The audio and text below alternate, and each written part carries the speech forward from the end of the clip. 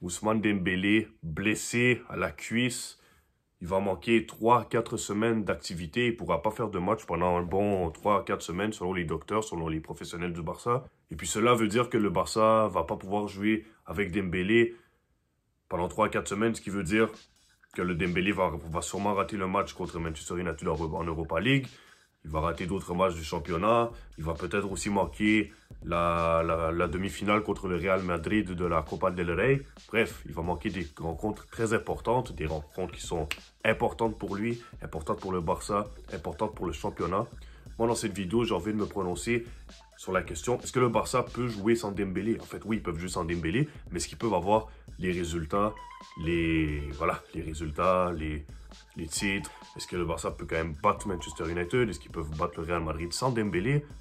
C'est ce que nous allons voir et je vais vous donner mon avis dans les prochains instants, dans les prochaines minutes. Avant que je donne mon avis, n'oublie pas, comme d'habitude, voilà, je ne vais pas vous répéter, mais je vais quand même le répéter, de vous abonner, de liker, de partager cette vidéo.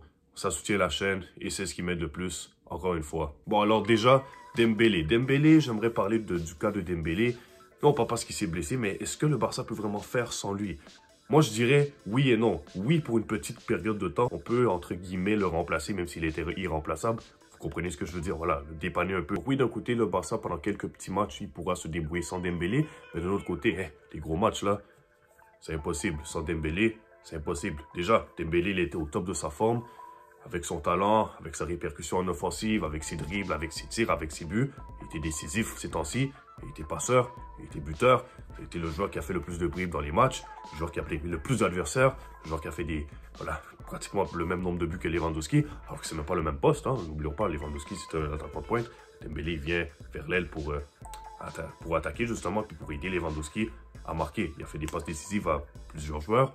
Bref, il a été décisif. Et moi, quand j'ai vu Dembélé de cette manière, je veux qu'il reste au Barça. Je veux qu'il signe dans...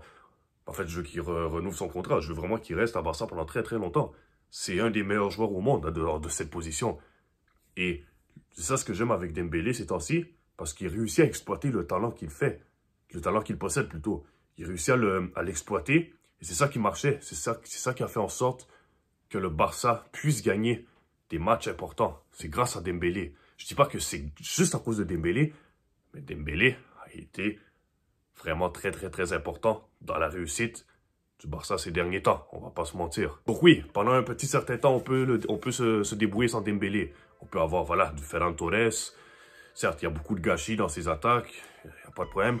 Mais il peut quand même légèrement dépanner. Rafinha aussi peut un peu combler le manque de Dembélé. Il peut quand même y avoir des bonnes répercussions sur l'offensive. Ansu Fati, si on lui donne un peu plus confiance, un peu plus de temps de jeu, il pourrait aussi se débrouiller aussi. Attention, ils ne vont pas combler Dembélé, mais ces joueurs-là peuvent être en mesure de combler un peu le manque de Dembélé. Je dis pas remplacer Dembélé, mais juste combler un peu le manque qu'il y a.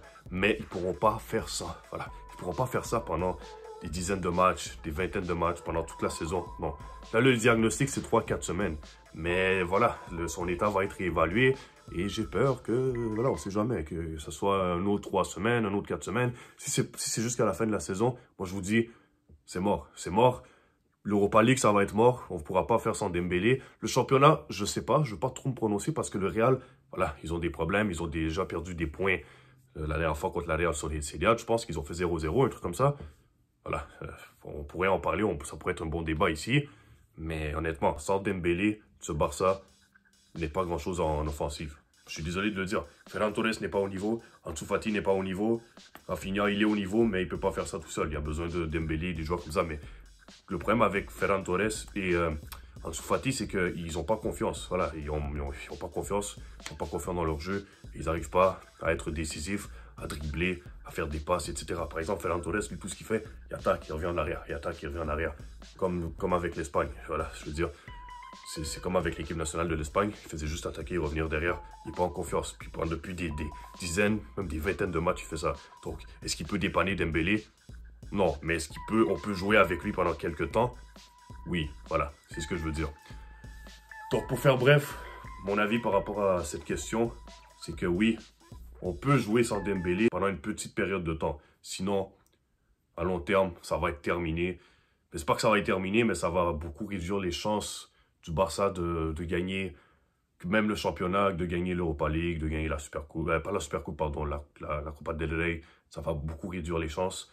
Mais, comme je dis, à court terme, ça va pas faire si mal, mais à long terme, ça va faire mal. Voilà. C'est tout pour la vidéo. J'espère que vous avez aimé. Comme d'habitude, n'oubliez pas de vous abonner, de liker, de partager. Moi, je vais y aller. Merci encore une fois. Check.